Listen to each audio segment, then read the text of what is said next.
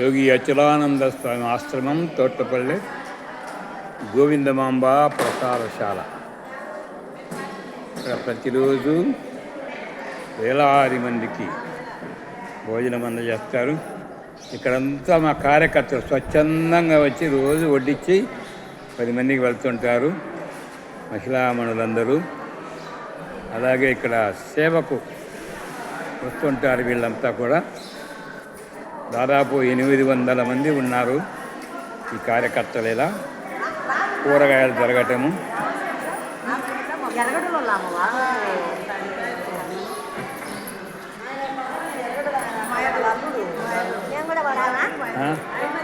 ఇట్లా సేవలో పాల్గొంటుంటారు అందరూ.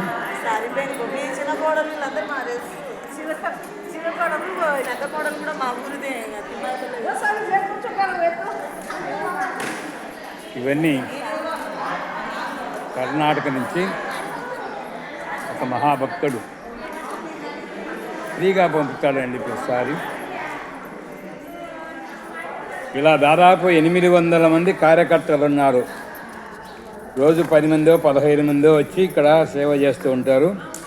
కూరగాయలు జరగటము, లేదా అక్కడ భోజనాలు వడ్డించటము, లేదా పరిశుభ్రతను చేయటము, గోశాలలో తోటలో ఎక్కడ పడితే అక్కడ ఏ కార్యక్రమం ఉంటే ఆ కార్యక్రమం నిర్వహిస్తుంటారు. వీరందరికీ కూడా శాంతమ్మ గారు గ్రూప్ లీడరు. వారందరికీ కూడా ఇలా డ్రెస్ కోడ్ ఎర్ర చీర ఎర్ర జాకెట్ ఇచ్చారు. అలాగే వీళ్ళకి బాడ్జెస్ కూడా ఇదిగా ఆమె ధరించింది చూడమ్మా బ్యాడ్జ్. ఏం లేదండి, అలా బ్యాడ్జీలు కూడా ఇస్తారు వాళ్ళకి గురువు గారి యొక్క ఇదితో. ఇంకా ఎవరైనా కూడా ఈ సంఘంలో చేరదలుచుకుంటే కనుక చేరి ఇక్కడ సేవకు రావచ్చు. ఎప్పుడెప్పుడు ఈ సేవకు రావాలన్నా రావచ్చు. అంజనప్ప అనేటువంటి ఒక భక్తుడు కర్ణాటక నుంచి ప్రతి సంవత్సరం ఆరాధన, శివరాత్రి, కాశీనాయన ఆరాధనప్పుడు ఇలా కూరగాయలు ఒక మినీ లారీ నిండా పంపుతుంటాడు ఫ్రీగా వాడు భక్తితో. ఇదంతా అన్నదానంలో ఉపయోగిస్తుంటారు. ఇలా సేవలో పాల్గొంటుంటారు.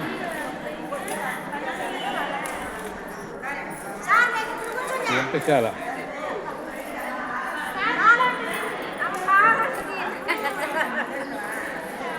నా ఇటు చూస్తుంటే వద్దుతున్నట్టే ఉంటే సరిపోతుంది మేడం. అంతే అది తీసాము. వీళ్ళంతా కూడా శాంతమ్మ గారి టీమ్ లీడర్తో 800 మంది కార్యకర్తలు ఉన్నారు. ఇట్లా శాంతమ్మ గారు నువ్వు కాదు కదా వీళ్ళందరినీ చేసేది. వాళ్ళు కోలాట బృందంలో సభ్యులు కూడా మాకు అచలానంద ఆశ్రమంలో స్వామి దగ్గర కోలాటం నేర్చుకొని రేపు శివరాత్రి రోజున కొత్త కోటకు వెళ్తారు.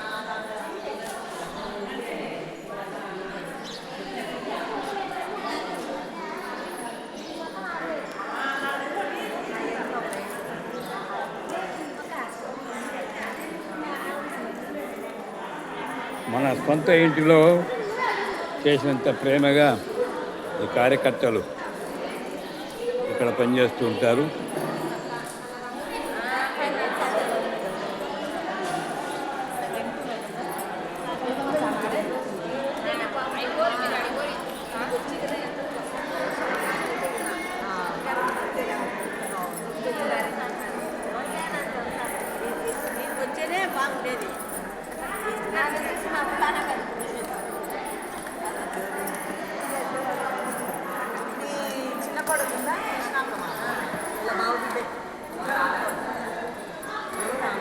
ఈరోజు మహాశివరాత్రి అయినా కూడా రేపటి దినము వివిధ క్షేత్రాలకు వెళ్ళినటువంటి భక్తులు తిరిగి వస్తూ బ్రహ్మంగారి మఠం దర్శించుకొని ఇక్కడ భోజనాలకు వస్తారని కొన్ని వేల మంది వారి కోసం ఈ కూరగాయలన్నీ సిద్ధం చేస్తున్నారు.